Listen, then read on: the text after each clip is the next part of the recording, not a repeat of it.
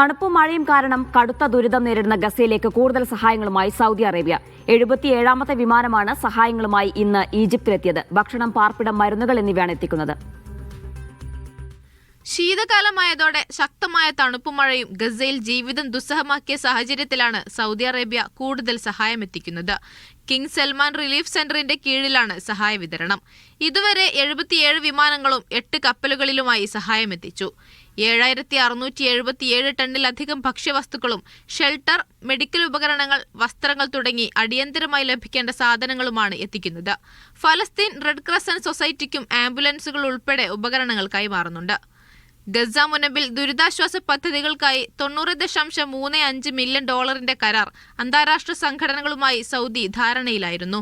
$185 million നേരിട്ടുള്ള മാനുഷിക സഹായവും നൽകി.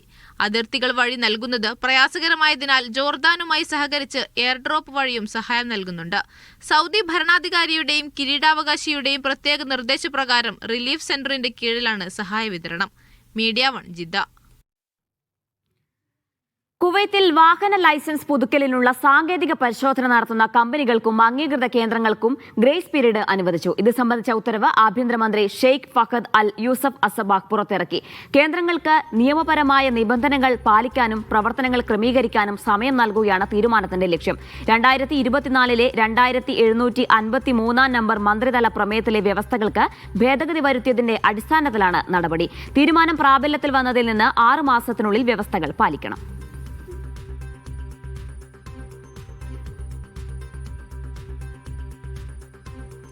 കുവൈത്തിൽ ഡെബിറ്റ്, ക്രെഡിറ്റ് കാർഡുകൾ ഉപയോഗിച്ചുള്ള പണമടയ്ക്കലുകൾക്ക് ഉപഭോക്താക്കളിൽ നിന്ന് അധിക ചാർജ് ഈടാക്കുന്നത് നിരോധിച്ചു. സെൻട്രൽ ബാങ്ക് ഓഫ് കുവൈത്ത് പുറത്തിറക്കിയ നിർദ്ദേശത്തിന്റെ അടിസ്ഥാനത്തിലാണ് നടപടി. ഇത് സംബന്ധിച്ച അറിയിപ്പ് ഇലക്ട്രോണിക് പേയ്മെന്റ് സേവനദാതാക്കൾ വാണിജ്യ സ്ഥാപനങ്ങൾക്ക് കൈമാറി.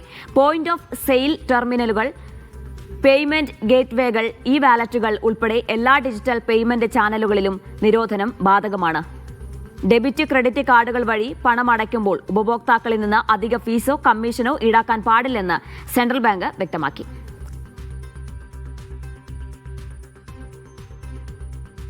ഒമാനിലെ പ്ലാസ്റ്റിക് ഷോപ്പിംഗ് ബാഗ് നിരോധനത്തിന്റെ 4ാം ഘട്ടം ജനുവരി 1 മുതൽ പ്രാബല്യത്തിൽ വരും. കാർഷിക വസ്തുക്കൾ, വിൽപ്പന കേന്ദ്രങ്ങൾ, നഴ്സറികൾ, നിർമ്മാണ സാമഗ്രികൾ എന്നിവ വിൽക്കുന്ന കടകളിലും പ്ലാസ്റ്റിക് ബാഗുകൾ ഉപയോഗിക്കരുത്.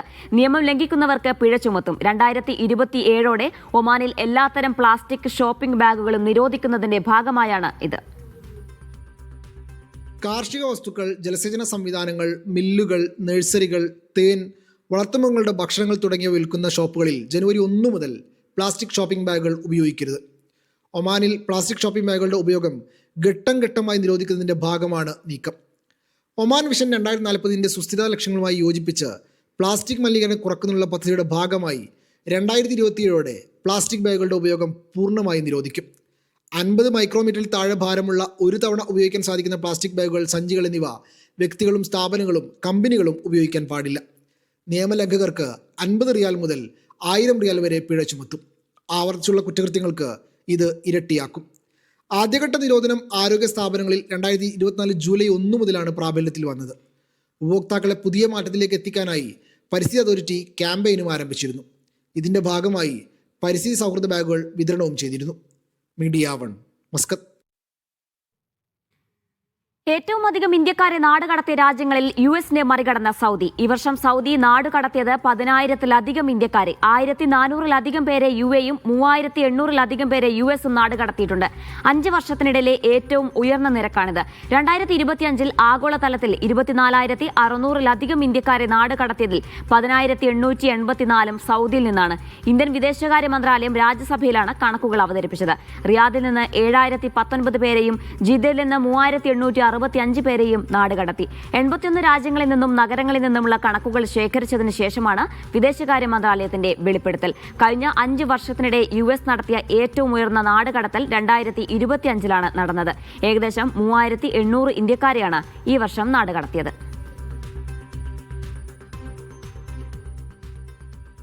സൗദിയിൽ ഗാർഹിക തൊഴിലാളികളുടെ ശമ്പളം ബാങ്ക് അക്കൗണ്ടുകൾ വഴി നൽകുന്ന നിയമം ജനുവരി 1 പൂർണ്ണമായും പ്രാബല്യത്തിലാകും. ഘട്ടം ഘട്ടമായിട്ടായിരിക്കും നിയമം നടപ്പാക്കിയിരുന്നത്. തൊഴിലാളികളുടെയും തൊഴിലുടമയുടെയും അവകാശങ്ങൾ സംരക്ഷിക്കുന്നതിന്റെ ഭാഗമായാണ് തീരുമാനം. മലയാളി ഡ്രൈവർമാരടക്കം നിരവധി പേർക്ക് നിയമം ഗുണം ചെയ്യും.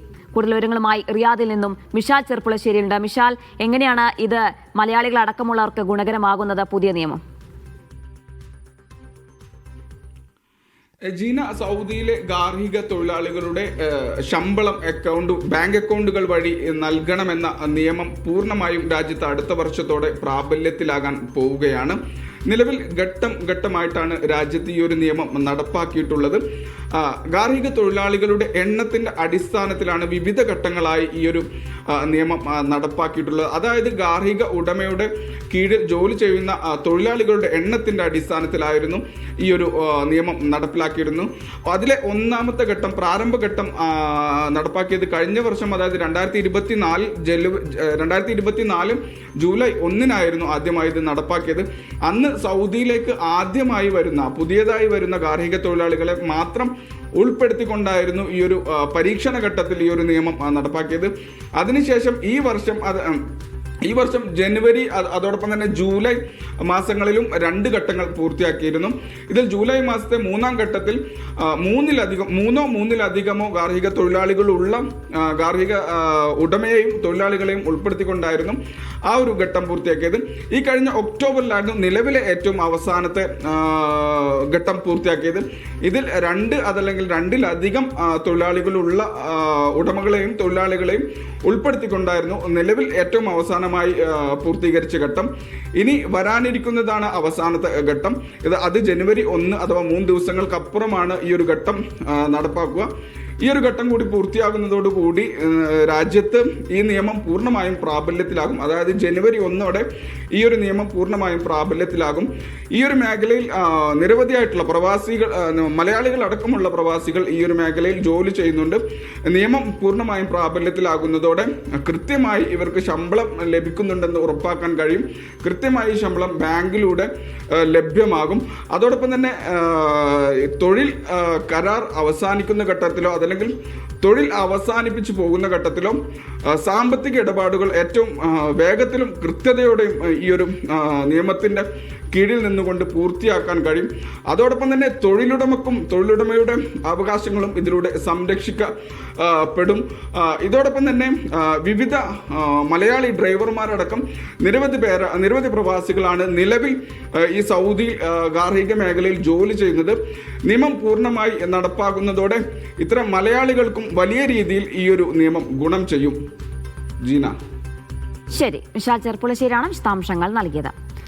സാമ്പത്തിക വർഷത്തിന്റെ 3-ാം പാദത്തിൽ മികച്ച വളർച്ച കൈവരിച്ച് ഖത്തർ സമ്പദ് വ്യവസ്ഥ. 2025 3-ാം പാദത്തിലാണ് നേട്ടം. നാഷണൽ പ്ലാനിംഗ് കൌൺസിലാണ് കണക്കുകൾ പ്രസിദ്ധീകരിച്ചത്.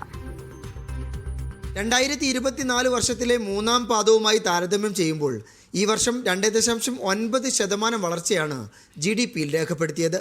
ഹൈഡ്രോ കാർബൺ ഇതര മേഖലയിൽ മികച്ച പ്രകടനമാണ് വളർച്ചയ്ക്ക് കരുത്തായത്. 186.1 ബില്യൺ ഖത്തർ റിയാലാണ് 3-ാം പാദത്തിലെ റിയൽ GDP എസ്റ്റിമേറ്റ്. 65.5% GDPയിൽ ഹൈഡ്രോ കാർബൺ ഇതര മേഖലയുടെ സംഭാവന. നൺ ഹൈഡ്രോ കാർബണിൽ നിർമ്മാണ മേഖലയാണ് ഏറ്റവും കൂടുതൽ വളർച്ച കൈവരിച്ചത്, 9.1%. വാഹന റിപ്പയർ മേഖല 8.9%, താമസ സൗകര്യ ഭക്ഷണ സേവന മേഖല 6.4% വളർച്ച നേടി. പൊതു സ്വകാര്യ മേഖലയിലെ അടിസ്ഥാന സൗകര്യ വികസനങ്ങളും ടൂറിസവുമാണ് ഈ വളർച്ചയ്ക്ക് കാരണമായത്. രാജ്യത്തിന്റെ സാമ്പത്തിക മേഖലയുടെ വൈവിധ്യവൽക്കരണം ശരിയായ ദിശയിലാണ് എന്ന് തെളിയിക്കുന്നതാണ് കണക്കുകളെന്ന് national planning council secretary general doctor Abdul Aziz bin Nasser bin Mubarak Al Khalifa പറഞ്ഞു. Media 1 Doha. കുവൈത്തിൽ തെറ്റായ സാമ്പത്തിക വിവരങ്ങൾ സമർപ്പിക്കുകയും സമയപരിധിക്കുള്ളിൽ വെളിപ്പെടുത്തൽ രേഖകൾ സമർപ്പിക്കാതിരിക്കുകയും ചെയ്ത കേസുകളിൽ 82 പേരെ പബ്ലിക് പ്രോസിക്യൂഷന് റഫർ ചെയ്തതായി അഴിമതി വിരുദ്ധ പൊതു അതോറിറ്റി നസാഹ അറിയിച്ചു. സാമ്പത്തിക വെളിപ്പെടുത്തൽ ബാധ്യതയുള്ള എല്ലാവരും വിവരങ്ങൾ കൃത്യമായും സമയബന്ധിതമായും സമർപ്പിക്കണമെന്ന് അതോറിറ്റി നിർദ്ദേശിച്ചു. വ്യാജ വിവരങ്ങൾ നൽകുക, വൈകിപ്പിക്കൽ വരുത്തുക തുടങ്ങിയ നിയമലംഘനങ്ങൾ കർശന നടപടികൾക്ക് ഇടയാക്കുമെന്നും നസാഹ മുന്നറിയിപ്പ് നൽകി. റഷ്യയിലെ മോസ്കോയിൽ നിന്ന് നേരിട്ടുള്ള ഒമാൻ എയറിന്റെ ആദ്യ വിമാനം ഒമാനിലെ സലാലയിലെത്തി. Dhofar municipality chairman doctor Ahmed bin Mohsin Al ഗസാനിയുടെ സാന്നിധ്യത്തിൽ സലാല വിമാനത്താവളത്തിൽ യാത്രക്കാരെ സ്വീകരിച്ചു. ദോഫാറിലെ വിനോദസഞ്ചാരം വർദ്ധിപ്പിക്കാനായി ആഴ്ചയിൽ 2 വിമാന സർവീസുകളാണ് നടത്തുക. സീസണൽ പ്രവർത്തനങ്ങളാണ് ഇപ്പോൾ ആരംഭിച്ചിരിക്കുന്നത്. ആദ്യ സീസണിൽ 7000-ത്തിലധികം സന്ദർശകർ സലാല വിമാനത്താവളത്തിൽ എത്തുമെന്നാണ് പ്രതീക്ഷിക്കുന്നത്. സൗദിയിൽ AFC ഏഷ്യൻ കപ്പിന് മുന്നോടിയായുള്ള അണ്ടർ-23 മത്സരങ്ങൾ അടുത്ത മാസം 6 മുതൽ ആരംഭിക്കും. ഇതിനായുള്ള അന്തിമഘട്ട ഒരുക്കങ്ങൾ റിയാദിലും ജിദ്ദയിലും പുരോഗമിക്കുകയാണ്. ജനുവരി 24 വരെ മത്സരങ്ങൾ തുടരും. 16 ടീമുകളായിരിക്കും കളത്തിലിറങ്ങുക. AFC ഏഷ്യൻ കപ്പിന് മുന്നോടിയായാണ് അണ്ടർ-23 മത്സരങ്ങൾ സംഘടിപ്പിക്കുന്നത്. ജനുവരി 6 മുതൽ 24 വരെയാണ് മത്സരങ്ങൾ. 7ാം പതിപ്പിൽ ഏഷ്യയിലെ 16 ദേശീയ ടീമുകൾ കളത്തിലിറങ്ങും. ഇതിനായി റിയാദിലും ജിദ്ദയിലും അന്തിമഘട്ട ഒരുക്കങ്ങൾ പുരോഗമിക്കുകയാണ്. ആദ്യമായാണ് AFC അണ്ടർ-23 ടൂർണമെന്റിന് സൗദി ആതിഥേയത്വം വഹിക്കുന്നത്.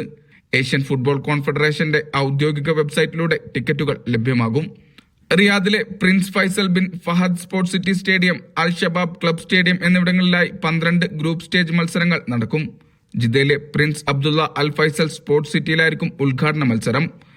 ഫൈനൽ ഉൾപ്പെടെയുള്ള 10 മത്സരങ്ങളും ഇവിടെ നടക്കും. കിങ് അബ്ദുള്ള സ്പോർട്സ് സിറ്റിയിലെ ഓക്സിലറി സ്റ്റേഡിയത്തിൽ 2 സെമി ഫൈനലുകളും 3ാം സ്ഥാനക്കാർക്കുള്ള പ്ലേ ഓഫും ഉൾപ്പെടെ 10 മത്സരങ്ങളും നടക്കും. 2027 സൗദിയിൽ നടക്കാനിരിക്കുന്ന AFC ഏഷ്യൻ കപ്പിന് മുന്നോടിയായാണ് മത്സരങ്ങൾ. Vishal Cherpulassery, media 1, Riyadh. 2026 പൊതു അവധി ദിനങ്ങൾ പ്രഖ്യാപിച്ച് ഒമാൻ. ദേശീയ മതപരമായ അവധി ദിനങ്ങളുടെ പ്രഖ്യാപനം മന്ത്രിസഭാ കൌൺസിൽ അംഗീകരിച്ചു. സുൽത്താന്റെ സ്ഥാനാരോഹണ ദിനാഘോഷ അവധി ജനുവരി 15-നും ഇസ്രാ മിറാജ് അവധി ജനുവരി 19-നുമാണ്. ഒമാനിൽ 2026 പൊതു അവധി ദിനങ്ങളുടെ പ്രഖ്യാപനം മന്ത്രിസഭാ കൌൺസിൽ അംഗീകരിച്ചു. ജനുവരിയിൽ 2 അവധികളുണ്ട്. സുൽത്താന്റെ സ്ഥാനാരോഹണ വാർഷികത്തിന്റെ ഭാഗമായി ജനുവരി 15-ന് അവധിയായിരിക്കും. പ്രവാചകൻ മുഹമ്മദ് നബിയുടെ ആകാശാരോഹണ സ്മരണ പുതുക്കുന്ന ഇസ്രാ മിറാജിന്റെ ദിവസമായ ജനുവരി 18-നും രാജ്യത്ത് പൊതു അവധി പ്രഖ്യാപിച്ചിട്ടുണ്ട്. ഇതോടെ വാരാന്ത്യ അവധി കൂടി ചേർത്ത് 4 ദിവസം തുടർച്ചയായി അവധി ലഭിക്കും. നവംബർ 25-നും 26-നുമാണ് ദേശീയ ദിനാവധി. ഇസ്ലാമിക പുതുവത്സരാവധി ജൂൺ 18-നും നബിദിനാവധി ഓഗസ്റ്റ് 27-നുമാണ്. ഹിജ്റ മാസങ്ങളുടെ ആരംഭം നിർണ്ണയിക്കുന്നതിനുള്ള പ്രധാന കമ്മിറ്റി പുറപ്പെടുവിക്കുന്ന പ്രഖ്യാപനങ്ങൾക്കനുസൃതമായി ഈദുൽ ഫിത്തർ, ഈദുൽ അദ്ഹ അവധി ദിനങ്ങൾ പ്രഖ്യാപിക്കും. സ്ഥാപനാപരവും ഭരണപരവുമായ ആസൂത്രണത്തിന്റെ കാര്യക്ഷമത മെച്ചപ്പെടുത്തുന്നതിനായാണ് പൊതു അവധി ദിനങ്ങൾ മുൻകൂറായി പ്രഖ്യാപിച്ചത്. അതേസമയം പൊതു അവധി ദിവസങ്ങളിൽ ജോലി ചെയ്യേണ്ട ജീവനക്കാർക്കുള്ള നഷ്ടപരിഹാരം നിലവിലുള്ള തൊഴിൽ ചട്ടങ്ങൾക്കനുസൃതമായി തുടരും. Media 1, Muscat. GCC റെയിൽവേ പദ്ധതിയുടെ ഭാഗമായി കുവൈത്തിൽ നടപടികൾ പുരോഗമിക്കുന്നതായി പൊതുമരാമത്ത് മന്ത്രാലയം അറിയിച്ചു. പ്രാദേശിക സംയോജനവും വേഗത്തിലുള്ള ഗതാഗതവും ലക്ഷ്യമിട്ട് 2 തരം റെയിൽ സേവനങ്ങളാണ് പദ്ധതിയിൽ ഉൾപ്പെടുത്തിയിരിക്കുന്നതെന്ന് മന്ത്രാലയ വക്താവ് എഞ്ചിനീയർ അഹമ്മദ് അൽസാലെ വ്യക്തമാക്കി. ആദ്യഘട്ടത്തിൽ കുവൈത്തിനുള്ളിൽ 111 കിലോമീറ്റർ ദൈർഘ്യമുള്ള ഡീസൽ ട്രെയിൻ സർവീസുകളാണ് ഒരുക്കുക.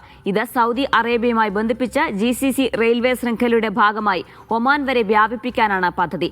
ചരക്ക് വാഹനവും യാത്രാ ഗതാഗതവും ഇതിലൂടെ സാധ്യമാകും. 30-ാം നമ്പർ റോഡിൽ അറ്റകുറ്റപ്പണികൾ നടക്കുന്നതിനാൽ കുവൈത്ത് സിറ്റിയിൽ നിന്ന് ഫഹാഹിയിലേക്ക് പോകുന്ന വാഹനങ്ങൾക്ക് ഗതാഗത നിയന്ത്രണം. അബു ഫുദൈറ പ്രദേശത്തിന് എതിർവശത്ത് ഫഹാഹിൽ റോഡിലെ ചില പാതകൾ അടച്ചതായി ജനറൽ ട്രാഫിക് വകുപ്പ് അറിയിച്ചു. റോഡ് 30-ലെ ഇടത് ലൈൻ, മധ്യ ലൈൻ, സ്ലോ മിഡിൽ ലൈനിന്റെ പകുതിയുമായാണ് അടച്ചിരിക്കുന്നത്. അതേസമയം വലത് ലൈനും അടിയന്തര ലൈനും തുറന്ന നിലയിൽ തുടരുമെന്നും അബു ഫുദൈറ ഫഹാഹിൽ പ്രവേശന പുറപ്പെടൽ മാർഗങ്ങൾ നിലനിൽക്കുമെന്നും അധികൃതർ അറിയിച്ചു. ഗതാഗത നിയന്ത്രണം ഇന്നു മുതൽ ജനുവരി 11 വരെ പ്രാബല്യത്തിലായിരിക്കും. ദുബായിൽ കുട്ടികൾക്കായി പ്രത്യേക സൈക്ലിംഗ് പാത തുറന്ന മുനിസിപ്പാലിറ്റി. മുഷ്രി നാഷണൽ പാർക്കിലാണ് 1.5 കിലോമീറ്റർ നീളത്തിലുള്ള സൈക്ലിംഗ് പാത തുറന്നത്. 12 വയസ്സിന് താഴെ പ്രായമുള്ള സാഹസികത ഇഷ്ടപ്പെടുന്ന കുട്ടികൾക്കായാണ് യങ് റേഞ്ചേഴ്സ് സൈക്ലിംഗ് പാത നിർമ്മിച്ചിരിക്കുന്നത്. മിഡിൽ ഈസ്റ്റിൽ ആദ്യമായാണ് ഇത്തരമൊരു പദ്ധതിയെന്ന് മുനിസിപ്പാലിറ്റി അറിയിച്ചു. ഗാഫ് മരങ്ങളുടെ തണലുകളിൽ സുരക്ഷിതമായി സൈക്ലിംഗ് നടത്താവുന്ന രീതിയിലാണ് പുതിയ സൈക്ലിംഗ് ട്രാക്കിന്റെ രൂപകൽപ്പന. ഉയർന്ന ഗുണനിലവാരവും സുരക്ഷയും ഉറപ്പുവരുത്തിയാണ് പാത നിർമ്മിച്ചിരിക്കുന്നത്. കുവൈത്തിലെ മരുഭൂമിയിൽ ജോലി ചെയ്യുന്ന ആട്ടിടയന്മാർക്ക് ആശ്വാസമേകി ഡെസേർട്ട് കിറ്റ് പദ്ധതിയുമായി പ്രവാസി വെൽഫെയർ കുവൈത്ത്. തണുപ്പിനെ പ്രതിരോധിക്കാനുള്ള വസ്ത്രങ്ങളും അവശ്യ വസ്തുക്കളും അടങ്ങിയ 125 കിറ്റുകൾ വിതരണം ചെയ്തു. പ്രവാസി വെൽഫെയർ കുവൈത്തിന്റെ ജനസേവന വിഭാഗമായ ടീം വെൽഫെയറിന്റെ നേതൃത്വത്തിൽ 16 വാഹനങ്ങളിലായി 50-ലധികം വളണ്ടിയർമാർ സേവനത്തിൽ പങ്കാളികളായി. Pravasi welfare Kuwait president Rafeeq Babu Ponmundam ഉദ്ഘാടനം ചെയ്തു. Mahmood Haider charitable, Gulf land എന്നിവരുടെ സഹകരണത്തോടെയാണ് പദ്ധതി നടപ്പാക്കിയത്. Team welfare captain Shamseer Umar, vice ക്യാപ്റ്റന്മാരായ റഷീദ് ഖാൻ, നാസർ മട്ടപ്പള്ളി എന്നിവർ നേതൃത്വം നൽകി. ഒമാനിൽ പോലീസ് ഉദ്യോഗസ്ഥരായി വേഷം മാറി പ്രവാസിയുടെ വീട്ടിൽ നിന്ന് പണം മോഷ്ടിച്ചതിന് 3 പേർ അറസ്റ്റിൽ. വീട്ടിൽ അതിക്രമിച്ച് കയറിയ പ്രതികൾ വീട്ടുകാരന്റെ സ്വകാര്യ രേഖകൾ ആവശ്യപ്പെടുകയായിരുന്നുവെന്ന് ആരോപി പറയുന്നു. തുടർന്ന് വീട്ടുകാരന്റെ കൈവശമുണ്ടായിരുന്ന പണം തട്ടിയെടുക്കുകയും രക്ഷപ്പെടുകയുമായിരുന്നു. കൃത്യമായ അന്വേഷണത്തിനൊടുവിലാണ് ആരോപിയെ പ്രതികളെ പിടികൂടിയത്. ഇവർക്കെതിരെയുള്ള നിയമ നടപടികൾ പൂർത്തിയായി വരികയാണെന്ന് അധികൃതർ അറിയിച്ചു. പാലക്കാട് സ്വദേശി സൗദിയിലെ അബഹയിൽ ഹൃദയാഘാതം മൂലം മരിച്ചു. പെരിങ്ങോട്ടുകുറിശി ചേലക്കുളങ്ങര സ്വദേശി ഷാഹുൽ ഹമീദാണ് മരിച്ചത്. 57 വയസ്സായിരുന്നു. അബഹയിൽ ഹൌസ് ഡ്രൈവറായി ജോലി ചെയ്തു വരികയായിരുന്നു ഇദ്ദേഹം. നെഞ്ചുവേദനയെ തുടർന്ന് ഒരാഴ്ചയായി ചികിത്സയിലായിരുന്നു. മൃതദേഹം നടപടികൾ പൂർത്തീകരിച്ച് അബഹയിൽ കബറടക്കും. GKPA പ്രവർത്തകർ നടപടികൾ പൂർത്തിയാക്കി വരികയാണ്.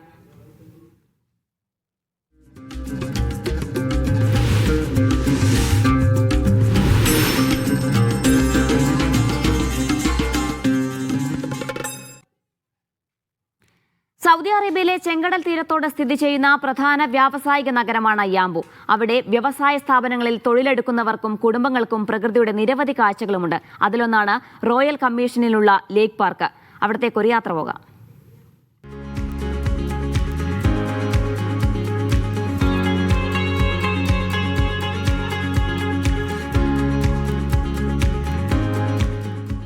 സൗദി അറേബ്യയുടെ വ്യവസായിക വളർച്ചയുടെ സ്ഥിരാകേന്ദ്രമാണ് യാംബു റോയൽ കമ്മീഷൻ.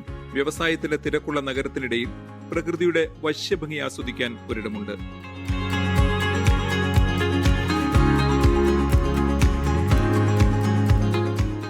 യാംബു ലേക്ക് പാർക്ക്.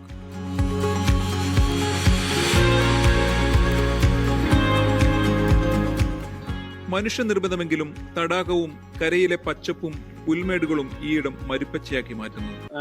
ആർട്ടിഫിഷ്യൽ ലേക്ക് ആണെങ്കിലും ഇതിന്റെ സെറ്റിംഗ്സ് ക്രിയേറ്റ് ചെയ്തിട്ടുള്ളത് ഒരു നാച്ചുറൽ ഫീൽ ലഭിക്കുന്ന തരത്തിലാണ്. തെങ്ങിൻ തോപ്പുകൾ, പച്ചപ്പുല്ല്, ഗാർഡൻസ്, ഫ്ലവർ ഫെസ്റ്റിവൽ പോലെ തന്നെ ഒരുപോലെ എൻജോയ് ചെയ്യുന്ന ഒരു പ്രദേശമായിട്ട് ഇപ്പോൾ യാംബു ലേക്ക് മാറിയിട്ടുണ്ട്.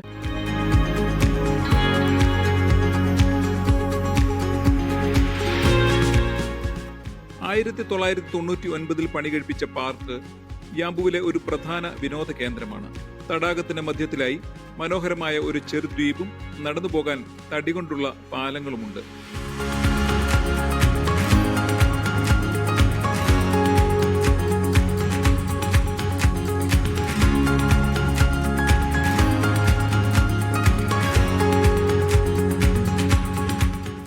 വൈകുന്നേരങ്ങളിൽ ഇവിടെ ഇരിക്കുമ്പോൾ നമുക്ക് നാട്ടിലിരിക്കുന്ന ഒരു അനുഭവമാണ്. തെങ്ങും തോപ്പുകളുമായിട്ടും വളരെയധികം പച്ചപ്പ് നിറഞ്ഞ ഒരു സ്ഥലമാണ്. പ്രഭാത സവാരിക്കാർക്കും വ്യായാമം ചെയ്യുന്നവർക്കും സൈക്കിൾ യാത്രക്കാർക്കും വേണ്ടിയുള്ള പ്രത്യേക പാതകളുമുണ്ട്. എത്തുന്ന സന്ദർശകരെ ആകർഷിക്കുന്ന മറ്റൊരു പ്രധാന ഘടകം പക്ഷി സങ്കേതമാണ്.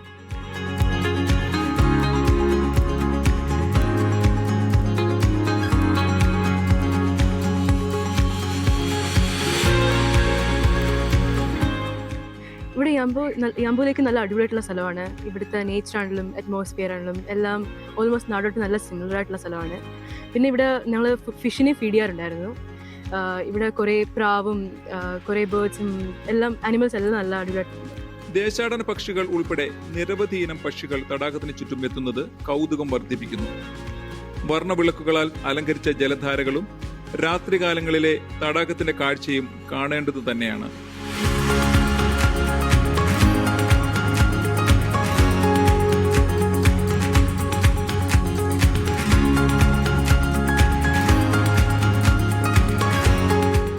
വ്യവസായ നഗരത്തിലെ തിരക്കുകളിൽ നിന്നും ആശ്വാസം തേടുന്നവർക്ക് യാംബു ലേക്ക് മികച്ച ഒരിടമാണ്. നിയാസ് യൂസഫ്, മീഡിയ 1. പുതുവത്സരത്തോടനുബന്ധിച്ച് ലുസൈൽ ബൊളിവാർഡിൽ നടക്കുന്ന ആഘോഷങ്ങളിലേക്ക് പ്രവേശനം കുടുംബങ്ങൾക്ക് മാത്രം. അന്നേ ദിവസത്തെ പാർക്കിംഗ് പദ്ധതികൾ ലുസൈൽ സിറ്റി അധികൃതർ പുറത്തിറക്കി. മാർഗനിർദ്ദേശങ്ങൾ കർശനമായി പാലിക്കണമെന്ന് അധികൃതർ ആവശ്യപ്പെട്ടു. ഡിസംബർ 31 വൈകിട്ട് 6 മുതൽ പുലർച്ചെ 2 വരെയാണ് ലുസൈൽ ബോളിവാർഡിലെ പുതുവത്സരാഘോഷം. വെടിക്കെട്ടും തത്സമയ സംഗീത നിശയും ആഘോഷങ്ങളുടെ ഭാഗമായി അരങ്ങേറും. തിരക്ക് കുറക്കാൻ സന്ദർശകർ നിർദ്ദിഷ്ട റൂട്ടുകളും പാർക്കിംഗ് ഏരിയകളും ഉപയോഗിക്കണം. അനധികൃത പാർക്കിങ്ങുകൾ നിയമലംഘനമായി കണക്കാക്കുമെന്ന് അധികൃതർ മുന്നറിയിപ്പ് നൽകി. അൽഖോർ കോസ്റ്റൽ റോഡ് വഴിയോ ലുസൈൽ എക്സ്പ്രസ് വേ വഴിയോ ദോഹയിൽ നിന്ന് വരുന്ന സന്ദർശകർ അൽവാദി പാർക്കിംഗ് ഏരിയയിലാണ് വാഹനം നിർത്തിയിടേണ്ടത്. വെസ്റ്റ് ദോഹയിൽ നിന്ന് വരുന്നവർ അൽഖറായിജ് പാർക്കിംഗ് ഉപയോഗപ്പെടുത്തണം. എല്ലാ പൊതു പാർക്കിംഗ് സ്ഥലങ്ങളിൽ നിന്നും ബൊളിവാർഡിലേക്ക് ഷട്ടിൽ ബസ്സുകൾ സർവീസ് നടത്തും. ടാക്സി സേവനവും ലഭ്യമായിരിക്കും. ലുസൈൽ QNB മെട്രോ വഴിയും ആഘോഷ സ്ഥലത്തെത്താം. ബോളിവുഡിലെ ഐക്കണിക് ടവറുകളിൽ നടക്കുന്ന 3D മാപ്പിംഗും ലേസർ ഷോയുമാണ് ആഘോഷത്തിലെ പ്രധാന ആകർഷണം. Media 1 Doha.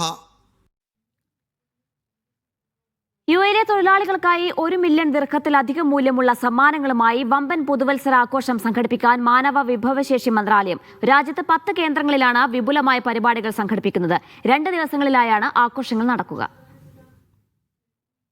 UAEയുടെ വികസന കുതിപ്പിൽ നിർണായക പങ്ക് വഹിക്കുന്ന തൊഴിലാളി സമൂഹത്തോടുള്ള ആദരസൂചകമായാണ് മാനവ വിഭവശേഷി സ്വദേശിവൽക്കരണ മന്ത്രാലയം ന്യൂ ഇയർ ആഘോഷങ്ങൾ സംഘടിപ്പിക്കുന്നത്. ഡിസംബർ 31 വൈകുന്നേരം 4 മണിക്ക് ആരംഭിക്കുന്ന ആഘോഷങ്ങൾ ജനുവരി 1 രാത്രി 9 മണിവരെ നീണ്ടുനിൽക്കും. കാർ, വിമാന ടിക്കറ്റുകൾ, മൊബൈൽ ഫോണുകൾ തുടങ്ങി 10 ലക്ഷത്തിലധികം ദിർഹത്തിന്റെ സമ്മാനങ്ങളും റാഫിൾ ഡ്രോയിലൂടെ വിതരണം ചെയ്യും. കായിക മത്സരങ്ങളും കലാപരിപാടികളുമാണ് ഓരോ കേന്ദ്രങ്ങളിലും ഒരുക്കിയിരിക്കുന്നത്. വടംവലി, ക്യാരംസ് തുടങ്ങിയ മത്സരങ്ങൾക്കൊപ്പം തത്സമയ സംഗീത നിശകൾ, കോമഡി ഷോകൾ, ഡാൻസ് പ്രകടനങ്ങൾ എന്നിവയും അരങ്ങേറും. പുതുവർഷത്തെ വരവേൽക്കാൻ വർണ്ണാഭമായ വെടിക്കെട്ടുകളുമുണ്ടാകും. ദുബൈയിലെ ജബൽ അലി, മുഹൈസിന, അബുദാബിയിലെ ഹമീം, മഹ്റഫ്, ഷാർജയിലെ അൽ സജ്ജ തുടങ്ങി രാജ്യമൊട്ടാകെ 10 കേന്ദ്രങ്ങളിലാണ് ആഘോഷങ്ങൾ നടക്കുക. Media 1 Dubai. നാളെ മുതൽ കുവൈത്തിൽ താപനിലയിൽ ഗണ്യമായ ഇടിവ് ഉണ്ടാകുമെന്ന് കാലാവസ്ഥാ നിരീക്ഷണ കേന്ദ്രം മുന്നറിയിപ്പ് നൽകി. രാത്രികളിൽ കടുത്ത തണുപ്പ് അനുഭവപ്പെടുമെന്നും ബുധനാഴ്ച പുലർച്ചെ മരുഭൂമികളിലും കാർഷിക മേഖലകളിലും മഞ്ഞ് രൂപപ്പെടാൻ സാധ്യതയുണ്ടെന്നും ആക്ടിംഗ് ഡയറക്ടർ ധരാർ അൽ അലി അറിയിച്ചു. ചൊവ്വാഴ്ച വടക്ക് പടിഞ്ഞാറൻ കാറ്റ് മണിക്കൂറിൽ 60 കിലോമീറ്ററിലധികം വേഗതയിൽ വീശാൻ സാധ്യതയുണ്ട്. ഇത് പൊടിപടലങ്ങൾക്കും ചില പ്രദേശങ്ങളിൽ കാഴ്ചാപരിധി കുറയുന്നതിനും കാരണമാകാം. കടൽ തിരമാലകൾ 7 അടിയിലധികം ഉയരാൻ സാധ്യതയുണ്ടെന്നും മുന്നറിയിപ്പുണ്ട്. 1 മിനിറ്റിനുള്ളിൽ തേനിന്റെ ഗുണമേന്മ പരിശോധിക്കാനുള്ള റോബോട്ടിക് സംവിധാനവുമായി ദുബായ് സെൻട്രൽ ലബോറട്ടറി. ഹത്ത ഹണി ഫെസ്റ്റിവലിലാണ് നൂതനമായ ഈ റോബോട്ടിനെ പ്രദർശിപ്പിച്ചിരിക്കുന്നത്. ലോകോത്തര നിലവാരത്തിലുള്ള പരിശോധനാ സംവിധാനങ്ങൾ ജനങ്ങളിലേക്ക് നേരിട്ട് എത്തിക്കുകയാണ് ദുബായ് മുനിസിപ്പാലിറ്റി. യുഎയിലുടനീളമുള്ള തേൻ കർഷകരെയും വ്യാപാരികളെയും ഉപഭോക്താക്കളെയും ഒരു കുടക്കീഴിൽ അണിനിരത്തുകയാണ് ദുബായ് ഹത്ത ഹണി ഫെസ്റ്റിവലിന്റെ ലക്ഷ്യം. വ്യത്യസ്തമാർന്ന തേൻ വിഭവങ്ങൾ അവതരിപ്പിച്ചും മേഖലയിലെ ഏറ്റവും ആധുനിക ടെക്നോളജികൾ പരിചയപ്പെടുത്തിയുമാണ് ഓരോ വർഷവും ഫെസ്റ്റിവൽ ശ്രദ്ധ പിടിച്ചുപറ്റുന്നത്. ഇത്തവണ 1 മിനിറ്റിനുള്ളിൽ തേനിന്റെ ഗുണമേന്മ പരിശോധിക്കാനുള്ള റോബോട്ടിക് സംവിധാനമാണ് ദുബായ് സെൻട്രൽ ലബോറട്ടറി അവതരിപ്പിച്ചിരിക്കുന്നത്. തേനിലെ പഞ്ചസാരയുടെ അളവ്, സാന്ദ്രത, സുതാര്യത തുടങ്ങിയ നിർണായക വിവരങ്ങൾ നിമിഷങ്ങൾക്കുള്ളിൽ ഈ റോബോട്ട് കൃത്യമായി വിശകലനം ചെയ്യും. ലബോറട്ടറികളിൽ ദിവസങ്ങളെടുത്ത് നടത്തിയിരുന്ന പരിശോധനകളാണ് ഇതോടെ വിരൽത്തുമ്പിൽ ലഭ്യമാകുന്നത്. ഉപഭോക്താക്കൾ വാങ്ങുന്ന തേൻ ശുദ്ധമാണെന്ന് ഉറപ്പുവരുത്തുന്നതിനൊപ്പം പ്രാദേശിക തേൻ ഉൽപാദകർക്ക് അന്താരാഷ്ട്ര നിലവാരത്തിലുള്ള സർട്ടിഫിക്കേഷൻ വേഗത്തിൽ ലഭിക്കാനും ഈ സംവിധാനം സഹായിക്കും. ആധുനിക സാങ്കേതിക വിദ്യ പ്രയോജനപ്പെടുത്തി ഭക്ഷ്യസുരക്ഷാ രംഗത്ത് പുതിയ വിപ്ലവം സൃഷ്ടിക്കുകയാണ് ദുബായ് മുനിസിപ്പാലിറ്റി. Media 1 Dubai.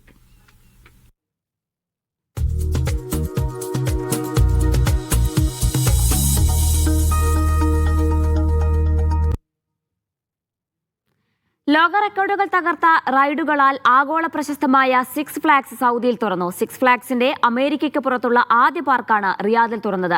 ഈ മാസം 31 മുതൽ പൊതുജനങ്ങൾക്കും പ്രവേശനം നൽകും. ലോകത്തെ ഏറ്റവും സാഹസികമായ വിനോദരംഗത്തെ ലോക വിസ്മയങ്ങൾക്ക് ഇനി റിയാദിലേക്ക് വിമാനം കയറിയാൽ മതി.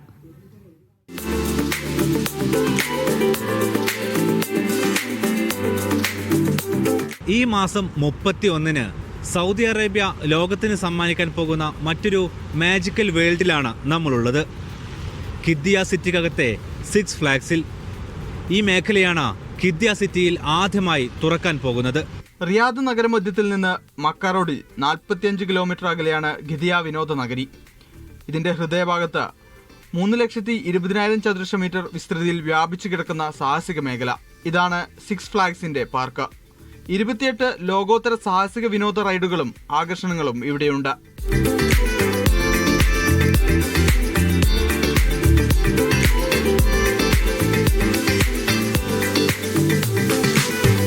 ഖിദ്ദിയയിൽ പണി പൂർത്തിയാക്കിയ ആദ്യ പാർക്കാണിത്. സാഹസികത ഇഷ്ടപ്പെടുന്നവർക്കും വിനോദം ആഗ്രഹിക്കുന്നവർക്കുമായുള്ള ലോകത്തിലെ തന്നെ മികച്ച ലക്ഷ്യസ്ഥാനമായി ഇത് മാറും.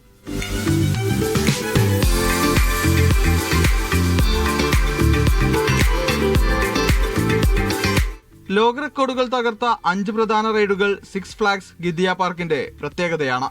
ഗിദിയ സിക്സ് ഫ്ലാഗ്സ് സിറ്റിയെ 6 വ്യത്യസ്ത തീമുകളായി തിരിച്ചിരിക്കുന്നു.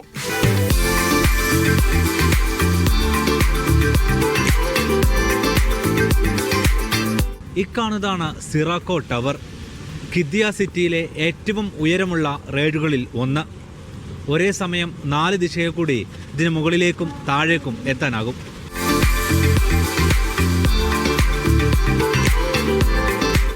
ലോകത്തിലെ ഏറ്റവും ഉയരമുള്ള ഫ്രീ സ്റ്റാൻഡിംഗ് ഷോട്ട് ടവറാണിത്.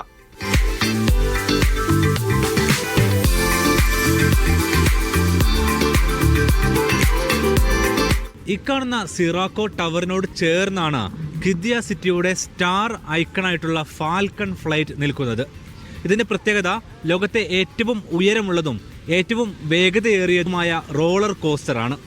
അതിനകത്തേക്കാണ് നമ്മൾ പോകുന്നത്.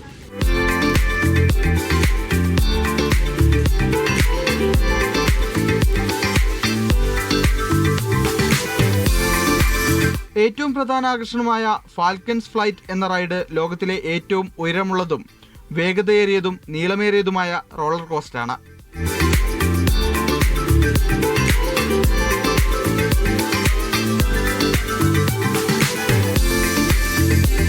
മണിക്കൂറിൽ 250 കിലോമീറ്റർ വേഗം, 195 മീറ്റർ ഉയരവും 4 കിലോമീറ്റർ നീളവും.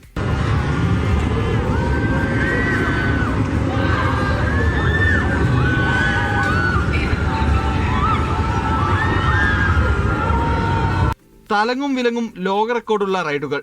ഫലത്തിൽ അകത്ത് എത്തിക്കഴിഞ്ഞാൽ താഴെയല്ല, എല്ലാം മേലോട്ട് നോക്കി അന്തം വിട്ട് നിൽക്കേണ്ടി വരും. കണ്ണ് മുകൾക്കാണ്. നമ്മളെ നാട്ടിലൊക്കെ നോർമലി നമ്മൾ ഈ ഒരു ഹൈ ലെവലിലാണല്ലോ. ഇവിടെ ഫുള്ള് ആകാശത്തേക്ക് നോക്കേണ്ട രീതിയിലാണ് ഇവിടുത്തെ കാഴ്ചകളൊക്കെ. ഒരു എക്സൈറ്റ്മെന്റ് ഉണ്ട് ഇപ്പോൾ കയറിയിട്ടുള്ളൂ. അപ്പോൾ ഇങ്ങനെ ഓരോന്ന് അതിൻ്റെ ഇടയിൽ കൂടെ റോളർ കോസ്റ്റർ പാസ് ചെയ്യുമ്പോൾ ആ ഒരു എക്സൈറ്റ്മെന്റ് തന്നെയാണ്, കൗതുകം തന്നെയാണ്. ഇനി ഒന്ന് എക്സ്പ്ലോർ ചെയ്യണം. അതിന് നമ്മൾ ചങ്ങായിമാരായിട്ട് വരണം, അപ്പോഴേ അതിനൊരു പവർ ഉണ്ടാവുള്ളൂ.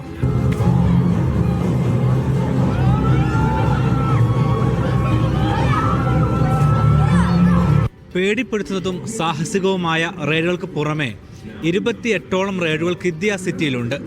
അതിൽ കുട്ടികൾക്കും കുടുംബങ്ങൾക്കും ഒരുപോലെ ആസ്വദിക്കാവുന്ന ഇനങ്ങളുമുണ്ട്. അത്തരത്തിലൊന്നാണ് എൻ്റെ പിറകിൽ കാണുന്നത്.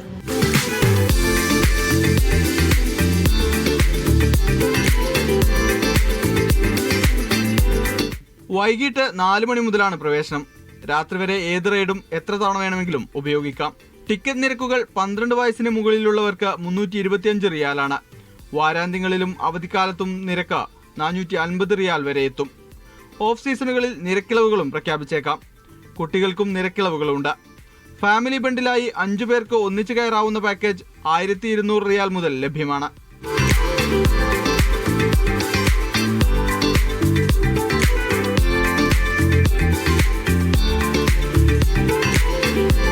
എല്ലാ ദിവസവും പ്രവർത്തിക്കുന്ന ഗിദിയ വൈകിട്ട് 4 മുതലാണ് തുറക്കുക.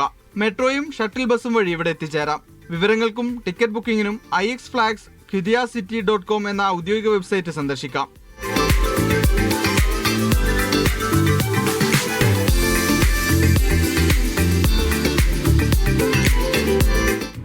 $345 റിയാൽ മുതലാണ് ഗിദിയ നഗരിയിലേക്കുള്ള പ്രവേശന നിരക്ക്.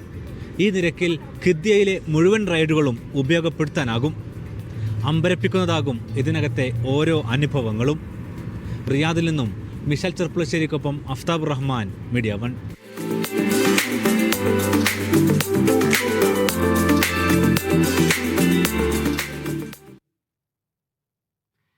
ഖത്തർ അമീരി വ്യോമസേന ആസ്ഥാനം സന്ദർശിച്ച US air force chief of staff general Kenneth Wilsbach Qatar വ്യോമസേന commander major general Faisal Khalid Al ഗാനിമുമായി അദ്ദേഹം കൂടിക്കാഴ്ച നടത്തി. ഉഭയകക്ഷി വിഷയങ്ങൾ ഇരുവരും ചർച്ച ചെയ്തു.